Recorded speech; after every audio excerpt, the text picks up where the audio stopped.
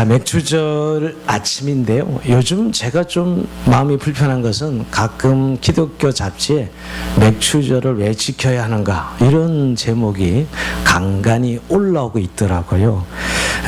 그러니까 한마디로 우리가 농경사회도 아닌데 왜 맥주 감사주를 지키느냐 이런 이야기들, 때로는 구약의 절기이니까 또 부정적으로 논리를 펴는 분들도 있고, 또 사실 날짜도 따지고 보면 정확하게 지키지 않는다 뭐 이런 이야기들로 맥주절을 지키지 말아야 된다 뭐 이렇게 아주 급진적인 글들이 가끔 올라오고 있습니다. 그래서 오늘 먼저 좀 절기에 대해서 우리가 종합적으로 이해할 필요가 있습니다. 그 절기의 기원은 분명히 우리가 성경 하나님의 말씀이죠. 그러나 꼭 절기를 성경에서 지키라 해서 지키는 건 아니고, 성경의 기원은 하긴 하지만 교회의 전통이죠. 교회의 전통. 우리가 사실은 성경에 있는 것만 지키는 거 아니죠. 우리가 그리스도 살아가는데 교회 헌법도 지키고 교회 내규도 지키고 총회 교단의 총회 헌법도 지키는 것이거든요. 그게 뭐 성경에 나와 있어서 지키는 건 아니죠. 물론 모법인 성경의 기원을 두고 있지만 그것으로 파생된 우리가 모든 문화와 전통을 지키듯이 절기도 그런 의미입니다. 근데 한번 여러분한테 한번 여쭤보고 싶어요. 가장 중요한 절기가 어떤 절기일까요? 가장 큰 절기, 가장 중요한 절기. 예? 성탄절. 예, 고쳤어요. 성탄절, 부활절을 고쳤어요. 예, 맞습니다. 그런데 성탄절, 부활절, 부활절이 아마 가장 큰 절기라고 할 수 있죠. 근데 가장 교회의 기본적인 절기는 주일입니다. 주일이야말로 가장 큰 교회의 기본적인 절기고 가장 큰 절기입니다. 근데 왜 주일을 절기로 지키게 되었죠? 교회가? 그건 여러분, 구약 시대는 안식일을 지켰어요. 토요일 안식을 지키다가 초대교회가 예수 그리스도의 십자가에 죽으시고 부활하신 이후부터 안식 후 첫날이 부활절이거든. 부활절날 모여서 예배드리기 시작합니다. 사도행전에 보면. 그래서 주의 날 부활절이지요. 그때부터 우리가 성수주일 신앙이 생겨난 것인 건데요. 주일이 가장 기본적인 절기인데 결국 부활절이거든. 매주일이 예수 그리스도의 부활하신 날을 기념하면서 우리가 예배 드리게 된 것이죠. 그러면서 결국 제일 먼저 생긴 이 절기의 전통은 그리스도의 생애와 관련된 절기예요. 우리가 부활절 지키죠. 부활절 끝나면 성령 강림절, 우리 6월 둘째 성령 강림절이었죠. 그 다음에 우리가 대림절, 그리고 또 종료주일, 부활절, 이렇게 예수 그리스도의 생애에 관련된 절기가 교회의 가장 핵심 절기, 가장 기본적인 절기입니다. 그러니까 사실 부활절, 성탄절이 가장 핵심이죠. 그 다음에 우리가 더한다면 성령 강림절, 대림절, 사순절 이렇게 넣기도 하지만 결국 예수 그리스도의 생애와 관련된 절기가 가장 교회의 기본 절기면, 근데 그것뿐만 아니라 교회가 우리가 성도와 교회 유익이 필요하다고 해서 절기를 만들죠. 어린이주일, 어버이주일, 여러분 예를 들면 목양주일, 이런 거, 성교주일, 사실 이런 것들은 다 교회 유익을 위해서 만든 교회 전통이에요. 자, 그런 의미에서 감사절기도 우리가 1년에 감사절기만큼 2번 지켜요. 다른 모든 절기는 한 번인데 감사절기는 우리가 7월 첫째 주에 맥주 감사주일을 지키고 11월 셋째 주에 추수 감사주일을 지킵니다. 다른 절기는 다 한 번씩인데 감사절기는 2번씩 지킵니다. 근데 이것은 사실은 구약에 있는 맥주 감사절을 또 수장절, 초막절을 지키라 그래서 지키는 것은 아니라는 거예요. 물론 여러분, 이 굉장히 신학적으로 제일 중요합니다. 뭐냐 하면 구약의 이미 모든 절기는 예수 그리스도가 오셔서 십자가에 죽으시고 부활하심으로 완성하신 절기예요. 그러니까 구약의 모든 절기는 완성했습니다. 여러분, 구약의 절기가 가장 큰 절기 3대 절기가 있죠. 6월절, 그죠? 그 다음에 우리 맥추절, 초실절, 칠칠절 하는 이 두 번째, 우리가 맥추절과 오늘 지키는 맥추절 관련이죠. 세 번째 수장절, 초막절, 이 지켜요. 이 3대 절기가 가장 큰 절기죠. 구약에. 이거 안 지키면 안 됩니다. 이스라엘 백성은 한 주간씩 성의로 모이면서 지킵니다. 근데 여러분, 구약에 이 절기만 있는 건 아니죠. 안식일도 절기요, 월삭도 절기요, 대속죄일도 절기요, 불임절도 절기요, 다 절기예요. 근데 왜 굳이 맥추절은 구약에서 지키라 그래서 지키면서 다른 건 왜 안 지키는 거예요? 그럼 6월절을 지켜야죠. 여러분, 하나님의 교회에서는 이단입니다. 6월절을 지켜요. 6월절. 자, 우리가 무슨 얘기를 드리냐면 우리가 지키는 맥추감사절이나 추수감사절이 구약의 절기에서 기원하는 것은 맞아요. 그 정신과 그 원리를 따라 지키는 건 맞지만은 구약의 그 절기를 그대로 지키는 건 아니라 이 말이에요. 그렇다면 우리가 정말 제대로 지키려면 피제사, 제사를 드려 동물을 잡아서 제물로 드려서 지켜야지. 그게 진짜 구약의 절기를 지키는 거잖아요. 자, 그 의미는 예수 그리스도가 오셔서 이미 구약의 모든 절기를 월삭, 안식일 다 완성하셨어요. 완성하셨어요. 그리고 이제 그래서 그리스도에 관련된 절기를 지키면서 교회는 가장 중요한 신앙의 원리, 우리가 믿음, 소망, 사랑, 그 다음에 기독교 중요한 신앙의 내용을 얘기하면 감사지요. 그러니까 감사가 너무너무 중요하기에 또 성경은 계속 감사하라고 우리에게 교훈하고 있습니다. 감사 절기를 2번을 지키는데 전반기를 마치는 6월달까지 전반 7월 첫째 주에 맥추절을 지키는 것이고요. 그러면 마지막 2번은 12월 31일 날 마지막 주일 날 우리가 추수감사주를 지키면 딱 맞는데 우리가 11월 셋째 주를 추수감사를 지키죠. 그 이유는 우리에게 전해진 청교도 이 선교사들이 원래 그 미국을 세운 청교도들이 미국은 청교도들 후에 청교도들이 세운 나라거든요. 그래서 미국은 추수감사주의를 국경이래요. 11월 셋째 주 목요일이 공휴일입니다. 미국은. 그래서 그들의 선교사들 우리한테 전해서 우린 추수감사절을 11월 셋째 주일로 그 선교사들의 전통에서 지키는 거예요. 만약 우리의 어떤 개념으로 진짜 지켰다면 우리가 추수를 언제 하죠? 10월 한 둘째 주, 셋째 주 추수해요. 우리나라는 10월 셋째 주 추수감사를 지켜야죠. 우리의 정서에 맞는다면. 그래서 지금 간혹 교회들은 11월 셋째 주 안 지키고 10월 달로 땡긴 교회들이 굉장히 많습니다. 추수감사절이. 그러니까 뭐냐면 감사절이 구약의 맥추절이나 수장절, 초막절을 기초로 해서 그 정신을 지키는 건 맞지만 마찬가지로 구약의 절기를 지키는 것은 아니다는 거예요. 그리스도가 오셔서 완성하셨지요. 그러니까 구약의 절기가 그러나 3대 절기가 다 감사절이에요. 6월절도 감사절기고요, 맥추절 감사절기고, 수장절, 초막절도 감사절기예요. 그러니까 오늘 우리 신약의 성도들이 감사절이 얼마나 중요한지는 말할 필요가 없는 거예요. 그래서 여러분 엄밀히 만약에 맥추절을 그대로 지켜야 된다면 우리가 언제 지켜야 돼요? 성령 강림절 날 지켜야 되는 거예요. 6월 둘째 주. 우리가 올해 성령 강림절 6월 둘째 주일이었거든요. 만약에 구약의 맥추절을 그대로 지켜야 된다면 6월 둘째 주를 지켜야 된다 이 말이에요. 그런데 오늘 우리가 7월 첫째 주에 지키는 이유는 지난 반년을 결산하며 하나님의 감사하는 절기로 지키기 때문에 구약의 말씀의 맥추절의 정신은 그대로 우리가 생각하고 지키지만은 구약의 꼭 맥추를 제대로 지킨다면 동물 잡아야죠. 피제사들이 한 주간 모여야 되죠. 그게 맥추를 제대로 지키는 거예요. 6월주도 지키려면 동물 피제사 드리면서 한 주간 모여야 되잖아요. 우리가 구약의 절기를 지키는 것은 아니다라는 거예요. 그리스도가 오셔서 우리에게 완성하신 그 십자가와 부활과 예수님의 재림과 이런 구약의 이 신약의 예수님 절기와 관련해서 감사 신앙을 강조하기 위해서 전반기에는 7월 첫째 주에 맥추감사주일로, 11월 셋째 주에 한 해를 결산하며 추수감사주일로 지키는 것입니다.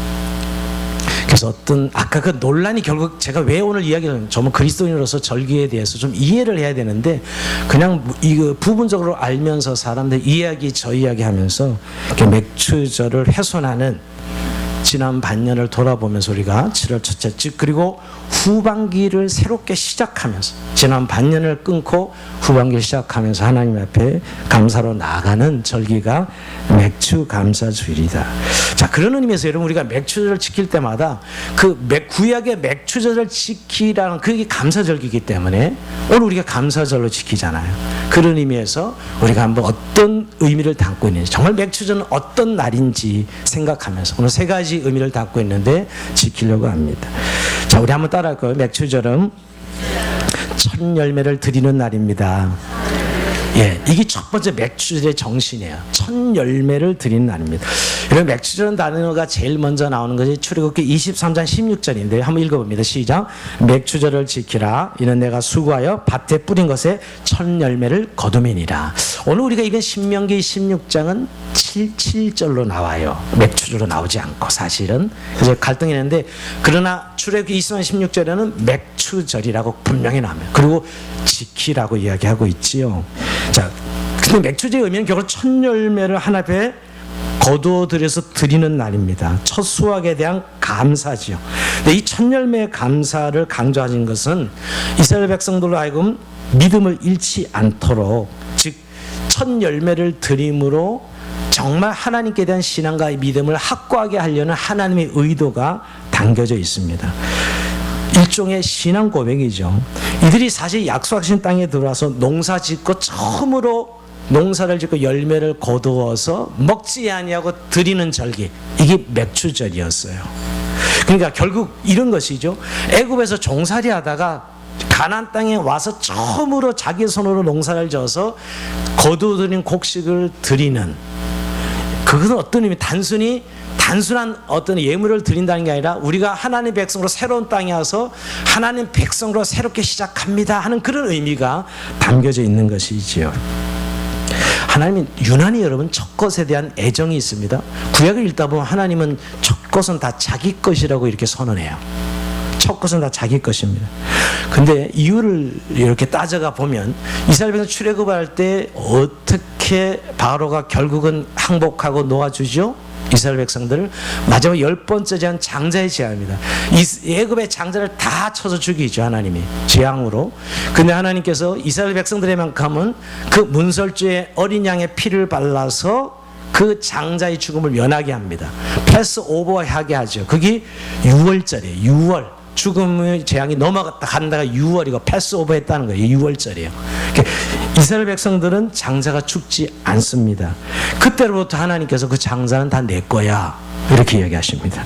좀 이렇게 표현해서 이상할지 모르지만 민수기 이 8장 16절에 그래서 다 내 거니까 장자는 다 나한테 바쳐 이렇게 이야기하셔요. 네, 장자를 다 바치면 이스라엘 어떻게 살아가라고. 그래서 대신 그 장자는 다 내 건데 대신 제도를 만든 것이 레위인들을 구별해서 장자를 대신해서 레인을 세웁니다. 자, 민수기 8장 16절 한번 봅니다. 그들은 이스라엘 자손 중에서 내게 온전히 드림받은 자라. 이스라엘 자손 중 모든 초태생 곧 모든 처음 태어난 자 대신 내가 그들을 취하였나니 이스라엘 자손 중에 처음 태어난 것은 사람이 있는지 짐승이든지 다 내게 속했으면 내가 애굽 땅에서 모든 처음 태어난 자를 치던 날에 그들 내게 구별하였습니다. 이러므로 내가 이스라엘 자손 중 모든 처음 태어난 자 대신 레인을 취하였느니라. 결국 레인들을 취한 이유가 다 장자 내 건데 대신 레인들을 대신 받겠다는 의미에서, 그러니까 레인들은 기업을 주지 않고 성막과 성소를 섬기게 하죠. 하나님이 이를 감당하게 합니다. 그러니까 첫 아들을, 이스라엘의 모든 첫 아들을 대신해서 하나님께 레인을 구별하여 받으셨다는 것이에요. 그래서 여러분, 레위들은 기업을 주지 않고 어떻게 살게 했냐면 이스라엘 백성들이 바치는 11조와 그 천예매를 가지고 살도록 했습니다. 오늘 우리 본문 11절에 보면 여러분, 레위인들과 함께 즐거워하라, 이 맥추절의 말이에요. 레위인들과 함께 즐거워하라.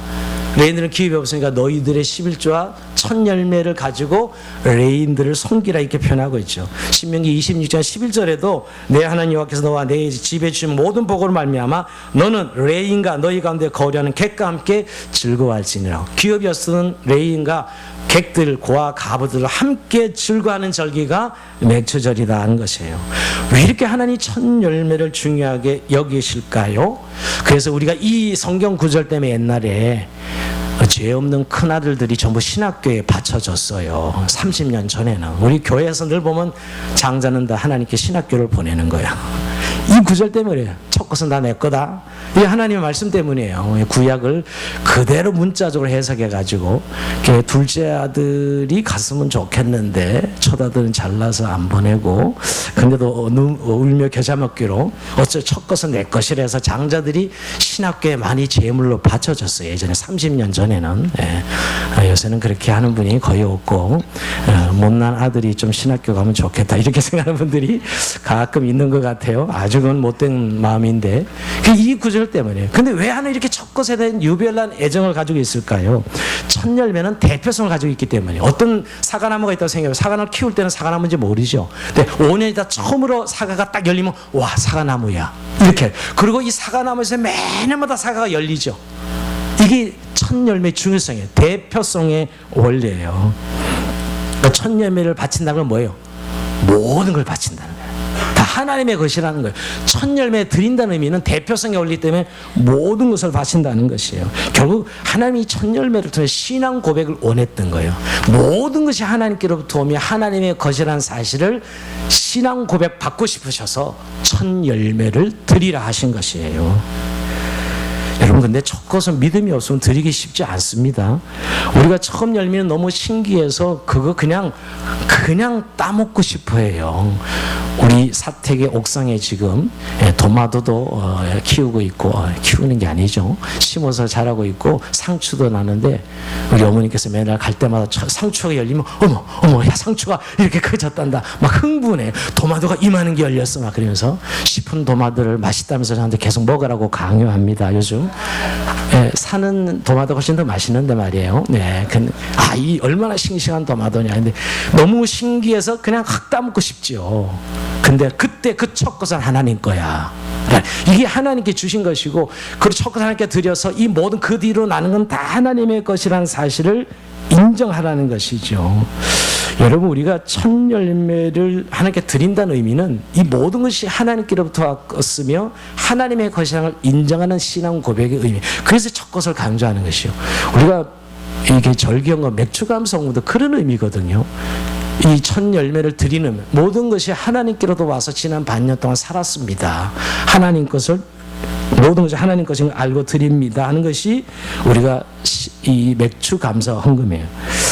어쩔 때는 맥주 감사 헌금 봉투를 그 전주일날 넣으면 이런 걸 왜 봉투를 왜 주보에 넣습니까? 가끔 이런 분도 계셔요. 그래서 넣지 말까? 이런 생각들. 헌금은 강요하는 건 헌금이 아니에요. 하나님께로 왔다는 자기 신앙 고백적 의미로 드리는 헌금, 첫 것을 드리는 헌금이 맥주 감사 헌금, 절기 헌금이 됩니다. 여러분, 근데 11조도 그래요. 우리가 10분의 1을 드리는 것은 10분의 1은 내 거고, 하나님 거고 10분의 9는 내 거예요? 10분의 1 하나님 거, 그게 아니. 대표성을 첫 것을 하나님께 드리는 의미로 11조를 드려서 모든 것이 하나님 것으로부터 왔다는 사실을 인정하는 신앙 고백이에요. 하나님 그 고백을 받으시려고 첫 것을 드리라고 하시는 것이죠. 여러분, 우리 삶이 이것을 기억하는 건 너무 중요해요. 우리의 삶에 있어서 모든 것이 하나님께로 왔다는 사실을 인정하는 이 대표성의 원리, 이게 첫 것을 드리는 우리의 신앙 고백입니다. 그래서 여러분, 늘 저는 이게 맥주감성금, 흔히 교회에서 11조헌금, 물론 교례의 규범이에요. 뭐 요즘 이거 가지고 막 논란을 벌이는 분들도 있더라고. 11조헌금이 뭐 필요하냐 안 필요하냐, 뭐 또 절기헌금이, 요즘 참 세상이 참 험악하다는 생각하는데요. 근데 교회 규례로 정해졌지만 율법은 아니에요. 법은 아니에요. 저는 그렇게 생각해요. 율법이 아니고 정말 주님을 믿는 믿음 때문에, 주님을 사랑하는 사랑으로 드리는 것이 맥주감성금이요 11조지 무슨 법으로 정했기 때문에 드리는 건 아닙니다. 어떤 분은 가끔 저한테, 목사님, 우리가 맥주감성은 첫 열매가 어디까지가 첫 열매입니까? 또 가끔 뭐 저한테 11조 기준은 어디까지가 11조, 매출의 10분의 1이에요? 수익의 10분의 1이에요? 또 뭐 이런 수입도 10분의 1을 드려야 됩니까? 저런 것도 10분의 1을 드려야 됩니까? 물어보는데 저는 거의 대답하지 않습니다. 뭐라고 대답하죠? 믿음대로 하세요. 주님을 사랑하는 만큼 하세요. 여러분, 아내나 자녀들 생일을 축하하면서 이거 얼마 해야 되지? 이렇게 고민합니까? 그냥 사랑하니까 하는 거죠. 자기 아내와 자기 자녀들을 위해서 여러분 뭔가 선물을 주는 것은 자기가 사랑하는 만큼 주는 거예요. 그게 무슨 기준이 어디 있겠어요, 사실은. 물론 정해진 게 10분의 1 이렇게 정해져 있지만 그거는 하나님의 규례일 뿐이고, 우리의 마음 10분의 1만 드려요. 헌신하는 사람들은 자신의 삶을 전체 불살라 드리는 사람들 수두룩한데, 사랑하는 사람은 말이에요. 결국 사랑하는 만큼 드리는 것이지요. 그러니까 여러분, 결국은 그 신앙 고백적 의미의 첫 열매를 드리면서 감사하는 절기가 바로 맥주절이다. 여러분, 우리가 그런 지나온 삶 가운데 하나님께서 내게 주신 모든 것, 시간과 날과 생명과 재물과 모든 것들의 첫 것을 드리는 마음으로 감사하는 절기가 사실 우리가 이 맥주절기 정신을 생각하면서 드리는 우리 맥주주일 아침이 되어야 될 것입니다. 근데 한 가지 첫 열매를 더 강조하는 이유는 그리스도가 부활의 첫 열매 되셨기 때문이에요. 예수 그리스도가 부활의 첫 열매가 돼서 우리도 따라서 예수님처럼 될 것이라는 사실을 마지막 종말론적으로 강조하기 위해서 하나님이 그토록 첫 열매를 강조하는 거예요. 예수님이 부활의 첫 열매가 되셨기에 우리도 모든 믿는 그들도 부활의 동참하는 바로 그런 의미죠. 그리스도와 연합해서 우리도 부활할 자라는 사실을 가르치기 위해서라도 첫 열매를 강조하는 것입니다. 이게 오늘 첫 번째 우리가 맥주를 지키는 가장 중요한 정신입니다. 자, 두 번째 따라합시다. 맥주절은 구원의 은혜를 기억하는 날입니다. 예, 아침을 못 드신 분들은 겨우 말이 잘 안 나오시는 것 같아요. 근데 끝나고 밥을 많이 드시면 됩니다. 예, 근데 좀 힘을 내셔서 예배할 때 힘을 내시면 좋을 것 같아요. 구원의 은혜를 기억하는 날이라 그랬는데 오늘 신명기 16장 12절에 보니까 너는 애굽에서 종된 것을 기억하고 이 궤를 지켜 행할지리다. 여러분 좀 이상하지 않아요? 애굽에서 종살이했던 거 잊어버리라는 게 아니로 종살이했던 걸 기억하고 맥추절을 지키라 이렇게 이야기합니다. 여러분 결국 추수에 대한 감사가 있지만 결국 그 추수에 대한 감사는 결국은 하나님 백성됨에 대한 감사인 것을 알게 돼요. 이스라엘 백성들 애굽에는 아무런 자유와 권리가 없었던 종살이에 있었습니다. 근데 이제 가나안 땅에 와서 맥추절을 지키면서 이제 자유인이 된 거죠. 자유인이 된 거예요. 그래서 여러분 결국 이들의 좀 절기의 연휴를 보면 6월절을 통해서 이들이 출애굽 탈출합니다. 6월절 통해서. 근데 맥추절날 7주가 지는 50일 날 되는 날에 그들이 시내산에서 모세가 율법을 받아요. 맥추절날에 율법을 받습니다. 율법을 받으면서 뭐예요? 언약이 전에 계약서잖아요. 율법은 너희가 내 백성이 되고 나는 너희 하나님이 되리라. 결국 하나님의 백성이 되는 언약식이 맥추절날 이루어져요. 결국 맥추절은 구원의 은혜를 왜 너희가 종살이를 잊지 말고 종되었던 것을 기억하고 라고 말씀하시는 것은 너희가 하나님의 백성 된 것을 잊지 말라는 거예요. 즉 하나님 나라의 백성 삼으신 구원의 은혜에 대한 감사가 맥추절에 드려지를 감사라는 것입니다. 결국 이스라엘이 약속의 땅 가나안에 들어와서 이제 첫 수확을 하지요. 여러분 첫 수확은 애굽 땅에서는 아무리 일을 해도 자기 것이 되지 않았어요. 종인데. 근데 이제 가나안 땅에 들어와서는 자기가 실제 농사를 지어서 거둔 자기 것이 되는 거예요. 이게 하나님의 유업을 직접 받는 자기 것이 되는 거예요. 이건 무엇을 의미하냐면 바로 하나님 백성이 되어서 이제 하나님의 나라의 유업을 이을 자라는 사실을 확인하는 것이지요. 더 이상 종이 아니라 자유를 얻어서 하나님의 백성이 된 것입니다. 여러분 강에서 만나를 이들이 먹었어요. 기적적 하늘에서 내리는 만나 너무너무 편했습니다. 근데 이제 가나안 땅에 들어가서 만나가 뚝 끊어지고 농사를 져서 그 수확을 먹게 됐어요. 여러분은 어느 것이 더 좋아 보여요? 만나를 먹는 게 좋아요? 자기가 그냥 애써 땀 흘려서 농사 져서 수확을 거둬 먹는 게 낫습니까? 예, 별로 대답을 안 하시는 거 보니까 이거 대답하자니 좀 약간 캥기고 만나다 대답하자니 캥기고 또 농사져서 먹자니 땀 흘려서 일하는 게 뭐 좋기는 거저 내린 거 주워 먹으면 되지 이렇게 생각하는 게 또 이 대답이 안 되는 이런 이중성에 좀 빠져 있는데요. 여러분 만나는 기적적인 것 잠시 임시였고요. 우리가 땀 흘려 심었는데 하나님 거두게 해주셔서 30배, 60배, 100배를 거두는 삶이 진짜 우리가 축복받는 삶이죠. 노동하고 비즈니스하고 여러분 여기에서 거두어들여서 우리가 누리는 축복 말이에요. 그래서 그 축복을 통해서 너희는 하나님 백성임을 알게 하는 이젠 더 이상 종이 아니야 하는 것이 더 이상 종이 아니야. 여러분 노예의 상태에서 자유인이 된 것을 기억하고 감사하는 것입니다. 여러분 가나안 땅에 와서 자유인이 된 것이 당연한 것이 아닙니다. 여러분 오늘 우리말로 고쳐볼까요? 우리가 구원 먹고 예수 믿고 구원받는 건 당연한 게 아니에요. 우리가 구원받은 것을 꼭 기억하고 하나님 앞에 감사하라는 것이죠. 여러분 오늘 우리가 이 맥주감사절날 정말 진정한 감사가 오늘 여기에 있는데 우리가 구원받은 것 예수 믿고 구원받은 것 이것은 당연한 것이 아니라니까요. 여러분 하나님의 아들 예수 그리스도께서 십자가에서 죽음을 통해 우리에게 주신 값없이 주셨지만 우리 모두에게 모든 사람들이 예수 믿는 거 아니잖아요. 저는 늘 이렇게 장례식 갈 때마다 참 예수 믿고 이 천국 간 사람들 보면 야 정말 복을 누리는 사람이구나. 이 땅에서 뭐 여러분 100년 미만으로 사는데 뭐 잘 먹고 뭐 좀 잘 못 먹고 뭐 권력을 가졌고 못 가지고 뭐 그렇게 중요해요.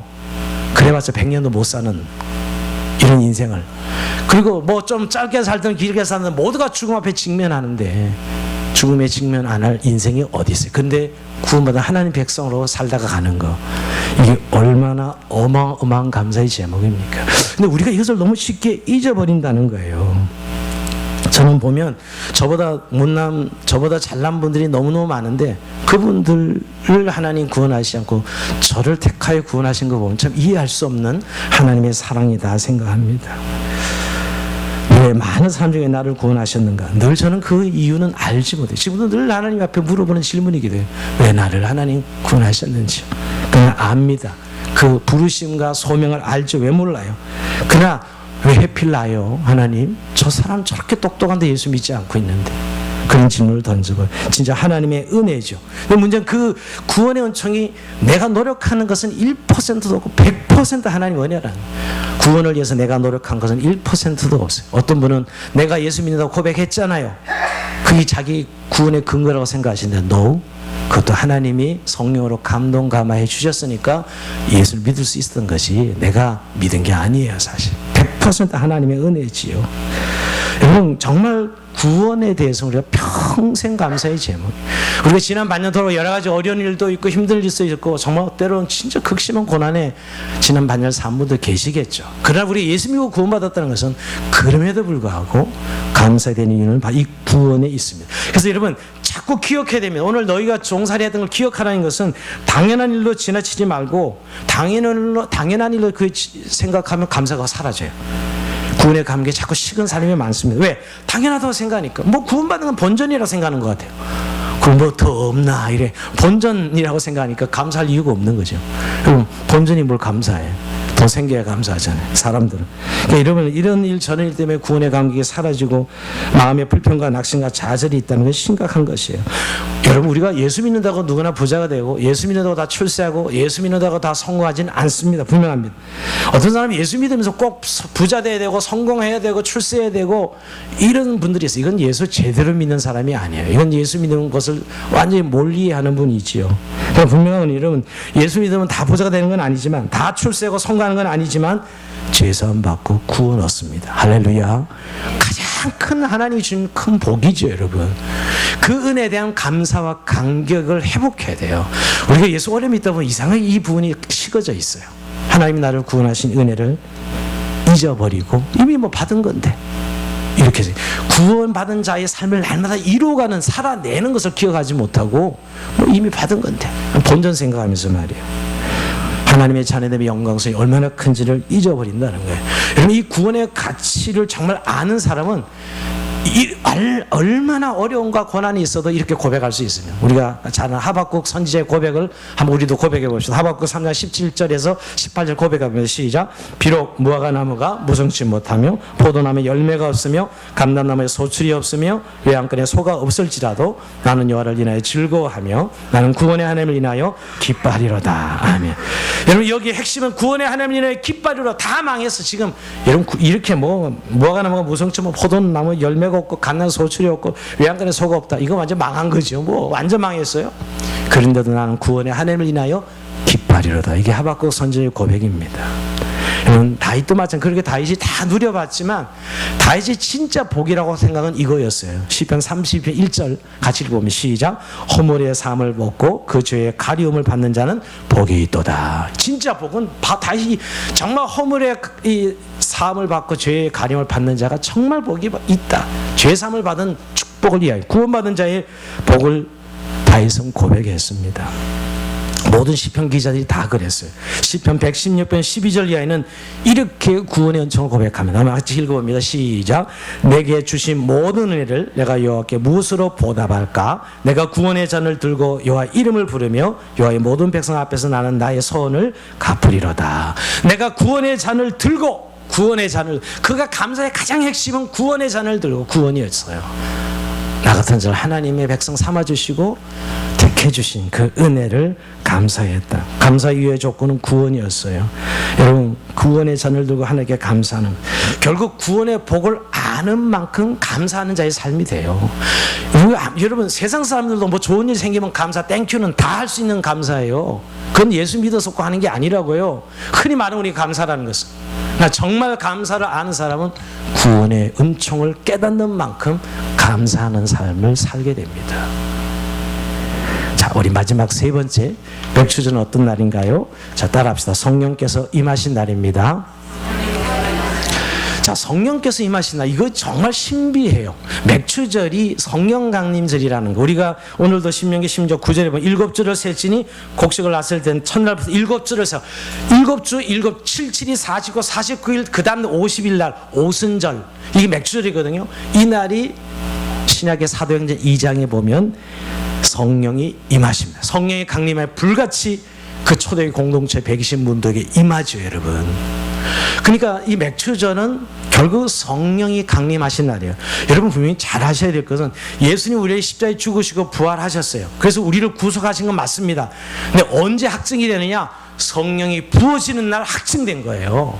우리한테 성령이 부어져야 우리의 구원이 확증된 것이지, 예수 십자가에 죽으시고 부활하신 우리의 구원을 이루신 건 맞지만 오순절날 성령이 부어짐으로 우리의 구원이 확증된 거, 보증되었다는 것이에요.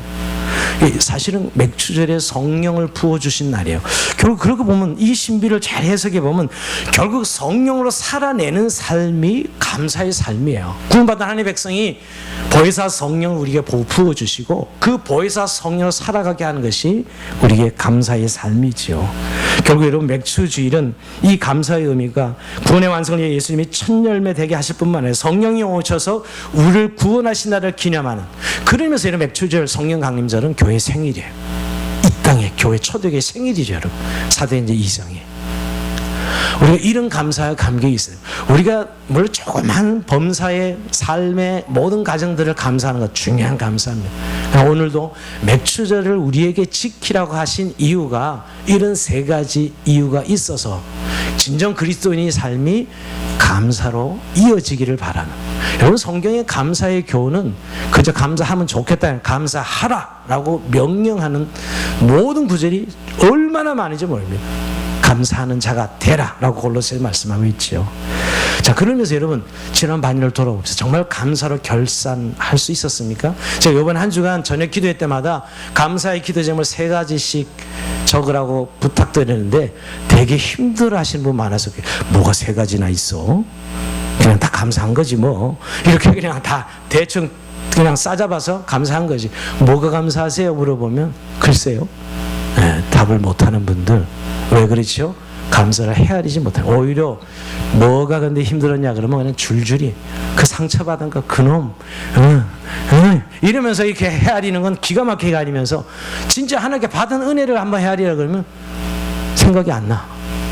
왜 그렇게 살았지요? 원망과 불평과 영적인 이 공고함에 살았기 때문이에요.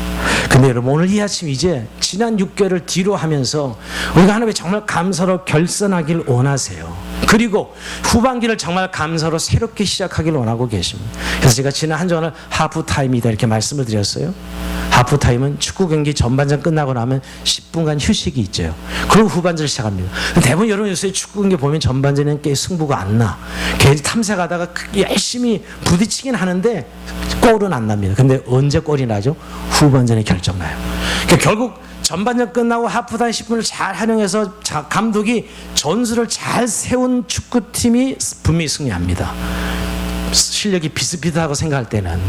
그 하프타임을 어떻게 보내냐가 굉장히 중요해요. 즉 후반기를 어떻게 새롭게 시작하느냐. 지금 우리가 이 맥추절은 지난 반년을 하나님께 정말 감사로 결산하고 이 감사로 새롭게 시작할 수 있는 은혜를 주시는 날이 이 맥추 감사주일이에요. 그래서 여러분 저는 후반기 삶에 출정식하는 날이 맥추절이다 하고 이렇게 생각합니다. 저는 이 전반전 뛰면서 너무 삶의 에너지를 소진한 분들이 많이 보여요. 여러분 너무 힘들게 사셨어. 상처받고 생존 전쟁에서 막 치고받고 깨지고 무너지고 교회 오시는 것조차 너무 힘들어 하세요. 제가 보기에는 목사의 가장 기대는 성도들의 행복함인데 늘 아파요. 가슴에 늘 가슴이 서늘합니다. 사실은 왜 이렇게 힘든 전쟁 때 살다가 교회에 오셨는데 문제는 오셔가지고 정말 충전받고 삶의 새로운 에너지를 공급받고 가셔야 되는데 그러지 못하시는 것 같아요. 우리가 이런 배터리가 방전되면 휴대폰이 방전되면 충전기에 올려지면 빵빵하게 충전해서 아침에 다시 쓸 수 있잖아요. 그것처럼 여러분 우리가 지난 반년을 정말 감사로 결산해야 후반기가 다시 감사의 삶이 시작될 수 있거든요. 근데 근데 결국 왜 이렇게 에너지가 소진됐냐고 여쭤보면 결국 삶의 염려와 걱정이에요. 생존에 대한 염려와 걱정입니다. 또 미래에 대한 불안이에요. 요즘 TV와 이 신문, SNS는 노후에 대한 걱정 왜 이렇게 많이 하게 하는지, 안 하려 그러다 뉴스만 들으면 또 노후 걱정해야 돼요. 왜냐하면 요즘 세대는 옛날 우리 세대 60이면 벌써 은퇴하고 이제 쉬잖아요. 자녀들의 보양을 받든지 자기가 해놓은 이 젊은 날에 쌓아놓은 재력으로 살 수 있는, 지금은 그런 세상이 아니에요. 적어도 70, 75살까지는 벌어야 돼. 그래야 살 수 있어. 그래야 지금 이 새끼들이 결혼도 안 하고 말이야. 지금 계속 캥거루처럼 안에 막 버티고 앉아있으니 얘네들도 부양해야 될 것 같고 내 노후도 챙겨야 될 것 같고, 이 돈으로는 어림도 없어. 겨우는 집 한 채 마련하려고 그냥 거품 물리면서 살았는데 그것도 여의치가 않고. 그러니 이런 삶의 생존 본능 속에 여러분 전부 에너지가 소진돼요. 다 방전되는 삶이에요. 여러분, 주님은 우리에게 여러분 날마다 그 은혜의 공급함이 그냥 이론적인 은혜의 공급함이 아니라 매일매일 성령을 통해 우리에게 은혜를 충만하게 부어주시길 원하십니다. 이런 믿으시기 바랍니다. 배터리가 방전돼서 충전이 올라오면 충전되듯이 우리의 삶에 은혜의 보좌 앞에 나가 그의 은혜를 기억하고 하나님께 감사할 때 우리에게 은혜의 충만히 공급되는 것이요. 왜 맥주주의를 성찬식을 꼭 하느냐? 항상 하죠, 여러분. 그것은 후반기를 새로 시작하면서 우리가 방전되는 우리의 은혜의 고갈됨을 다시 한번 성령의 충만함을 얻기 위해서. 여러분, 이 성찬식의 가장 중요한 이유는 결국 우리를 구원하신 것을 기억하라는 하나님의 너무너무 중요한 세레모니인데, 의식인데, 가장 중요한, 내가 세상 끝날 때 너와 함께 할 것이다.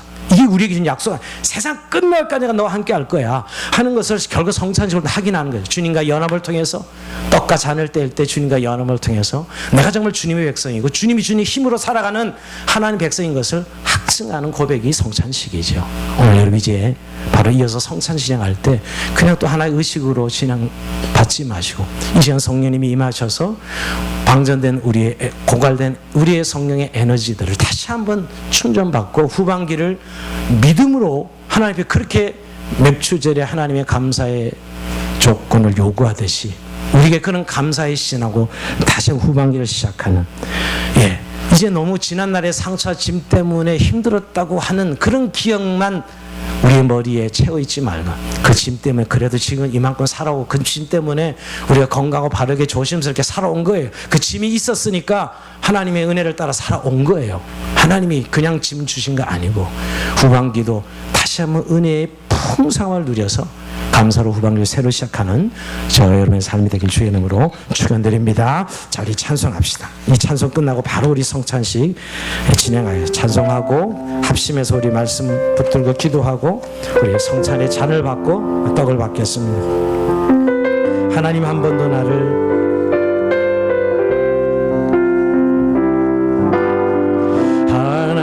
한 번도 나를 실망시킨 적 없으시고 언제나 공평과 은혜로 나를 지키셨네. 지나온 모든 세월들 돌아보도 지나온 모든 세월들 돌아보아도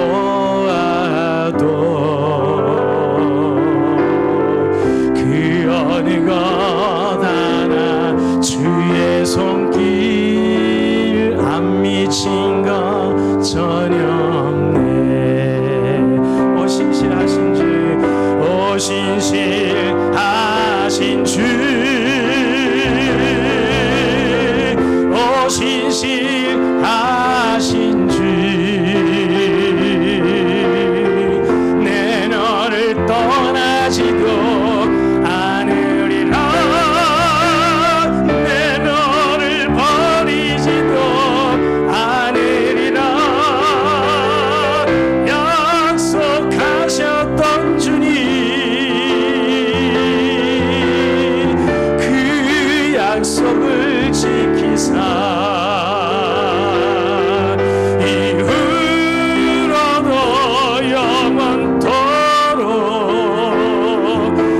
지키시리라 확신 다시 고백합니다. 오 신실하신 주, 오 신실하신 주, 내 너를 떠나지도 않으리라, 내 너를 버리지도 않으리라. 약속하셨던 주님, 그 약속을 지키사 이후로도 영원토록 나를 지키시리라 확실하네. 이후로도 영원토록, 이후로도 영원토록 나를 지키시리라 확실하네. 우리 잠시 눈을 감고 지난 반년을 반추하면서 하나님 앞에 감사함으로 나가기를 원합니다. 자기 심령이 바싹 타서 메말라 있는데도 불구하고 그것들 모르고 살아가는 그리스도인이 참 많습니다. 그냥 세상 이렇게 사는 것이라고 생각하고, 주님은 그렇게 살려고 우리를 이 세상에 두지 않았습니다. 은혜의 풍성한 삶을 누리기를 원하셔서 우리를 십자가에서 피를 흘리고 보혈을 흘려주셨어. 오늘 이 성찬을 대할 때 내가 세상 끝날까지 너와 함께 할 거야, 이 확증과 이 실제가 우리 삶에 있기를 원해요. 그래서 성찬식 하는, 그냥 떡되고 잔니는 형식이 아니라 내가 세상 끝날 내가 너를 내 십자가에 죽었는데 너와 함께 할 거야. 여러분, 이 성령의 은혜가 우리 각자에게 임하기를 원합니다. 후반기에 하나님 새 힘 주세요. 은혜 없이 난 살 수 없습니다. 하나님 성령으로 충만케 해서 팡팡하게 충전되어서 하나님의 은혜로 사라지는 후반기의 삶이 되게 해달라고 우리 1분 동안 통솔 기도합니다. 아버지 하나님 감사합니다. 오늘도 주님께 아버지 하나님 주시옵소서. 오늘 하나님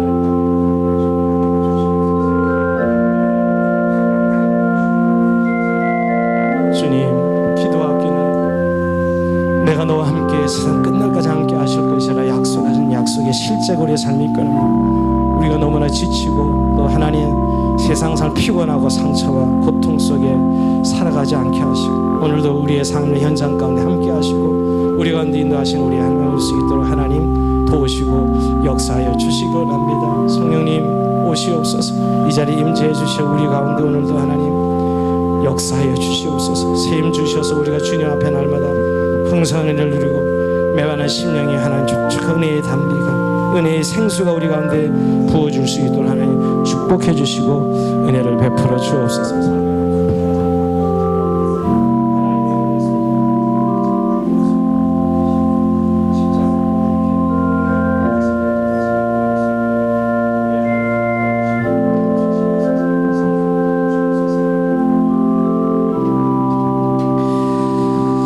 이것은 나의 몸이라 너희를 위하여 준 것이니 너희는 이것을 행하 나를 기념하라 하신 주님, 세우신 뜻에 의지하여 주의 성찬산을 베풀고 떡을 나누고자 합니다. 이 떡이 후반기를 살아갈 수 있는 신령한 떡, 생명의 떡이 되게 하여 주시옵소서. 예수님의 이름으로 기도하옵나이다. 아멘.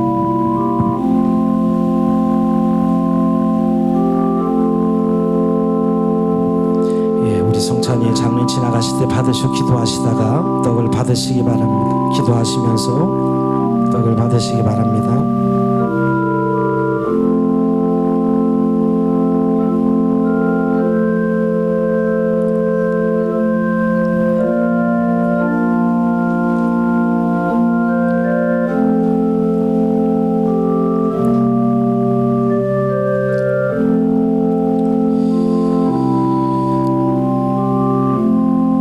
예수께서 이르시되 나는 생명의 떡이니 내게 오는 자는 결코 줄이지 아니할 터요 나를 믿는 자는 영원히 목마르지 아니하리라.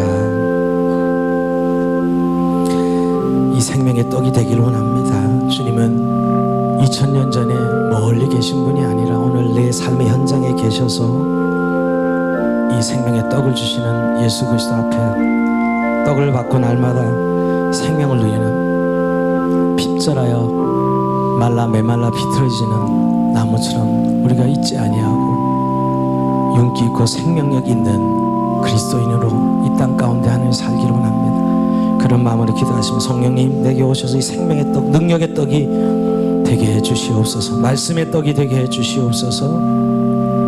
능력의 떡이 되게 해 주옵소서. 기도하기를 합니다.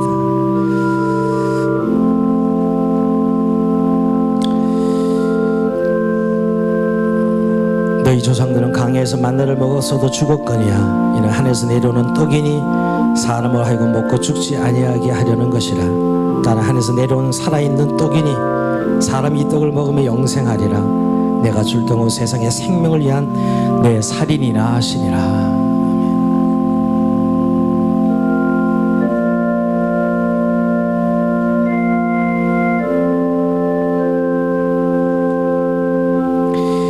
예수께서 이르시되 내가 진실로 너희에게 이르니 인자의 살을 먹지 아니하고 인자의 피를 마시지 아니하면 너희 속에 생명이 없느니라. 내 살을 먹고 내 피를 마시는 자는 영생을 가졌고 마지막 날 내가 그를 다시 살리리라.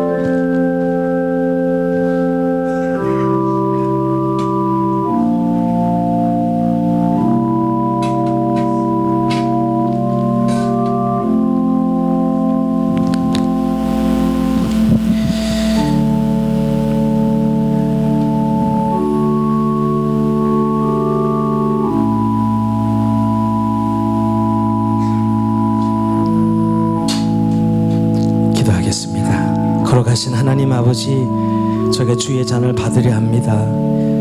우리의 구원을 흘리신 이 보배로운 피, 이 피로 우리를 사랑하시고 구속하신 주님, 이 잔을 받고 후반기에도 여전히 우리의 삶의 현장에서 주의 사랑을 선포하고 드러내는 복된 삶이 되길 원합니다. 이웃을 용납하고 용서하고 사랑하는 믿음과 복된 사랑의 삶이 되게 하여 주옵소서. 예수님의 이름으로 기도하옵나이다. 아멘.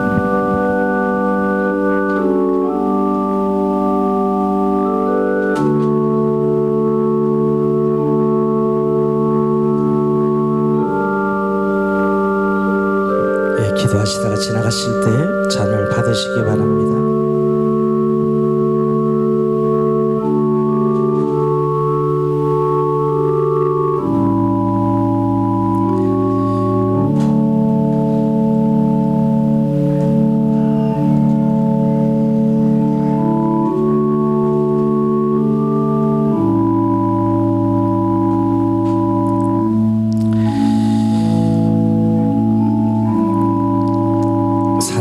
참고 사랑은 온유하며 시기하지 아니하며 사랑은 자랑하지 아니하며 교만하지 아니하며 무례 행치 아니하며 자기 유익을 구하지 아니하며 성내지 아니하며 악한 것을 생각하지 아니하며 불의를 기뻐하지 아니하며 진리에 함께 기뻐하고 모든 것을 참으며 모든 것을 믿으며 모든 것을 바라며 모든 것을 견디느니라.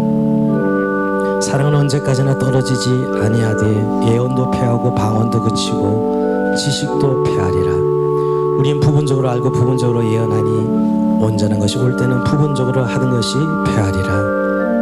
내가 어렸을 때는 말하는 것이 어린아이와 같고 깨닫는 것이 어린아이와 같고 생각하는 것이 어린아이와 같다가 장성한 사람이 되어서는 어린아이의 일을 버렸노라.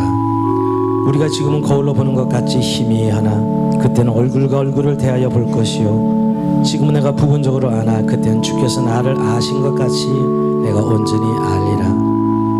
그런즉 믿음, 소망, 사랑 이 세 가지는 항상 있을 것인데 그 중에 제일은 사랑이라.